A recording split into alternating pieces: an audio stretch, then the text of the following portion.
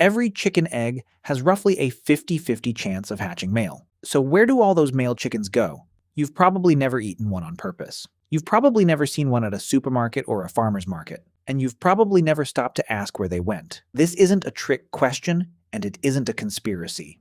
It's the direct mechanical result of something we've already talked about. Modern chickens come in two genetically separate types. One bred exclusively for eggs, one bred exclusively for meat. That split creates a problem the poultry industry has quietly managed for nearly a century. Only in the last few years has it actually started to solve it. A hen doesn't need a rooster around to lay eggs. Egg laying is just ovulation, the same monthly-ish process any female bird runs on its own biological clock. Rooster or no rooster. What a rooster's involvement changes is only whether that egg is fertilized, meaning whether it could, under the right conditions, develop into a chick. The eggs sold in supermarkets are unfertilized. No rooster was ever near them. That part of the mystery isn't the puzzle at all. The actual puzzle starts one level up the supply chain at the hatcheries that supply new laying hens. To get hens, you need fertilized eggs, which means you need roosters in the breeding flocks, which means, by simple genetics, roughly half of every batch of chicks that hatches is male. There's no way around that ratio. It's basic chromosomal inheritance, the same coin flip odds that determine sex in almost every sexually reproducing species. This is where the two-breed split from earlier becomes the whole story. Modern egg-laying hens, breeds like the white leghorn, have been selectively bred for laying volume, now over 300 eggs a year per bird. That selection has come at the cost of almost everything else, including body size and muscle development. These birds are deliberately lean. Every calorie they eat is being funneled toward egg production, not toward growing meat. A male chick from this exact same genetic line inherits that same lean, low-muscle body type, minus the one trait that made the breed valuable in the first place. Because males, obviously, can't lay eggs at all. A male layer chick isn't just useless to the egg industry.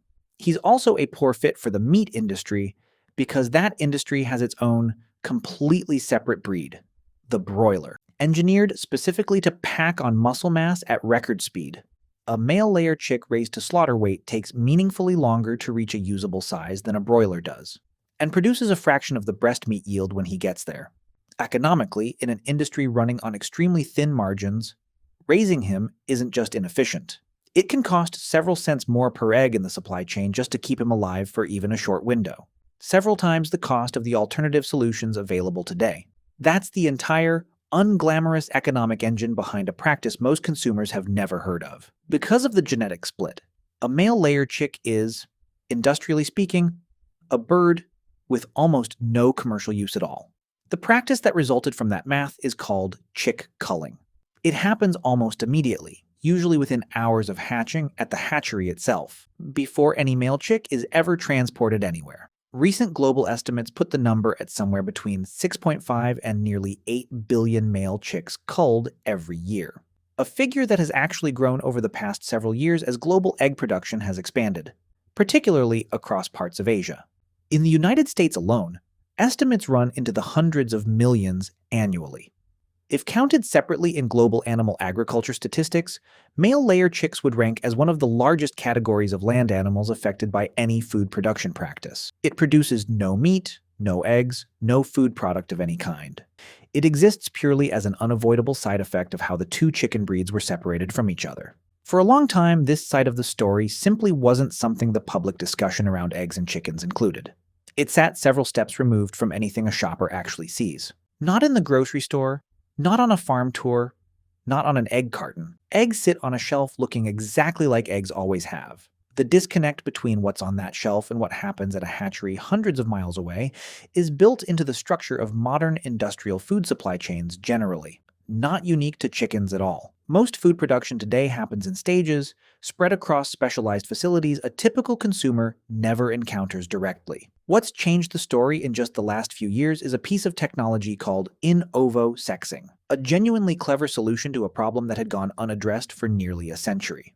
The core idea, instead of hatching every fertilized egg and sorting chicks by sex after birth. You determine the sex of the embryo while it's still inside the egg, early enough in development that the egg can simply be removed from the incubation process, before it develops into anything resembling a sentient chick at all. Several competing methods have emerged to do this. Some analyze a small sample of fluid from inside the egg for hormone markers specific to each sex. Others use non-invasive spectroscopy, reading chemical signals through the shell itself without puncturing it, a method called Terra-Egg, developed through a partnership between Vital Farms and an Israeli technology company. Uses terahertz spectroscopy to detect gases leaking through the eggshell's natural pores, identifying sex and fertility within seconds. The timing matters enormously here.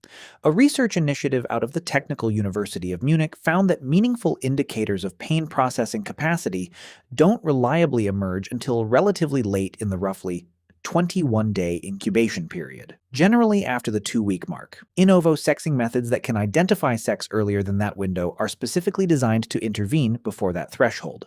That's the entire ethical premise behind the technology. Remove the male eggs from the process at a developmental stage understood to be well before anything resembling suffering becomes possible, rather than after a fully formed sentient chick has already hatched. Europe moved first. Germany and France both passed laws banning the culling of live day-old male chicks starting in 2022, forcing hatcheries supplying those markets to adopt in-ovo sexing technology at commercial scale within a short transition window. Several major European retailers and egg producers followed with voluntary commitments even without a legal mandate. The United States has moved more slowly, without federal regulation on the practice. But market pressure has started to move independently of policy. In 2024, Indiana-based Egg Innovations announced plans to become one of the first commercial American egg producers to sell eggs sourced entirely from in-ovo sexed flocks. Kipster, another commercial producer, made a similar announcement the same year. Neither company was compelled to do this by law. Both moved